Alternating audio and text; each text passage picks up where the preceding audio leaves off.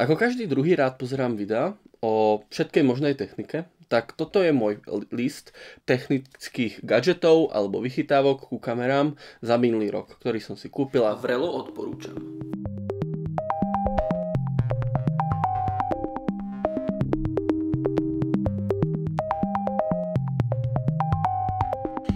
Úplne prvá vec je adaptér. Ja viem, adaptér. Znie to tak zaujímavo, ako to je. Ale je zaujímavý, reálne. Toto je adaptér, ktorý je na Blackmagic kameru. Adaptuje z Canon EF na Blackmagic, alebo teda Leica L-mount. Tá najzaujímavejšia vec na ňom, okrem toho, že má kontakty, je to, že je locking. Takže je podobný ako PL. To znamená, že keď dáme do neho objektív, tak ho oveľa zodpovednejšie a lepšie drží, čo je veľmi podstatné, keď ho používam napríklad na cinema kamere, ako je Blackmagica. Ďalšia podstatná vec je, že komunikuje s kamerou, tým pádom dáva metadáta. Je to trošku drahší adaptér, ale tak človek s tým ráta.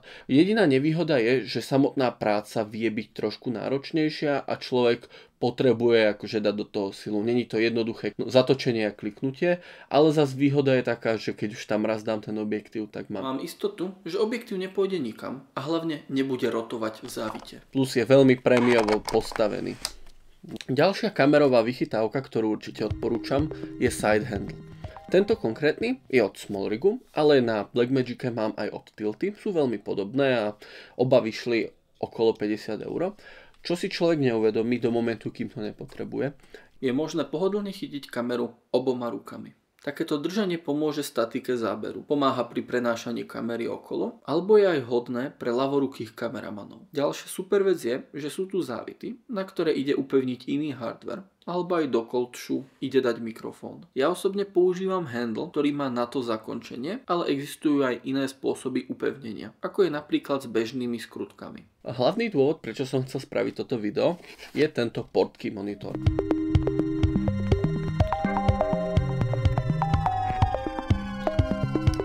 Je to 5,2 palcový Full HD monitor za naozaj rozumné peniaze.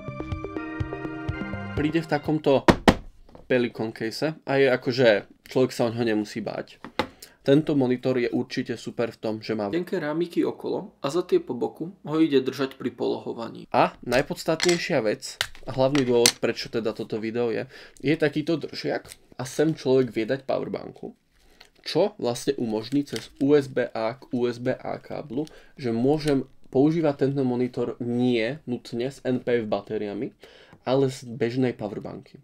Čo je naozaj super, pretože každý z nás má bežnú powerbanku, takže si hneď nemusíme dokupovať NPF batérie. Ďalšia fajn vec je, hneď v balení dostanete slnečnú clonu. Čo sa týka nevýhod, a to je, že je iba 6-tonitový. Čo teda začne byť problém, keď je človek vonku, kedy vlastne aj kamerový monitor vie byť trošku svetlejší a vtedy je nutné používať túto clonu. Ďalšia nevýhoda je, že má iba jeden vlastne závit na montovanie, čo mi veľmi chýba, že není žiadna možnosť po boku či hore. Teda veľmi to limituje možnosť umiestnenia monitoru.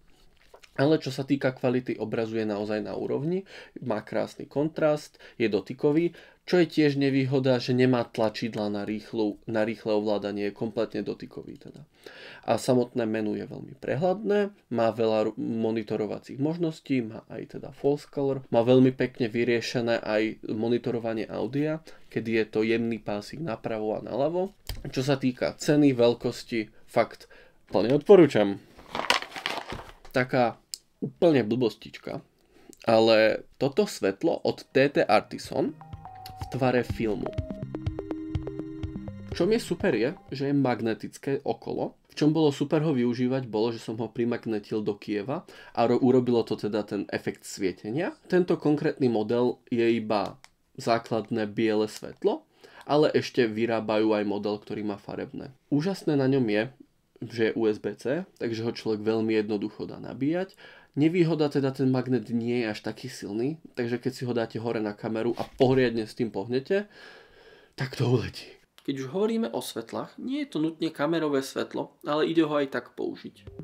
KF Concept Camping Light. Je to fakt užitočná vec. Má v sebe 8000 mAh powerbanku, takže ho človek vie zobrať a mať ho aj ako powerbanku. Tiež sa dobíja cez USB-C. A teda tá najpodstatnejšia vec je fakt silné. Teraz sa bojím, že mi kliplo. Môžem ubrať teda svetlo s tým, že to podržím. Hej. A tá určite coolová funkcia je, že to ide takto vyklopiť. Takže ho človek vlastne môže nasmerovať nejakým smerom a zároveň ho ide mať aj položené. Potom okrem toho má dole aj flashlight, má statívový závit. Hore som si ja dal už pekne Peak Design Quick Release a tiež ho ide vlastne niekde zavesiť. A to by bol koniec teda tohto videa. Bolo trošku freestyle, ale dúfam, že som povedal všetko podstatné. Ak sa vám páčilo, tak som rád.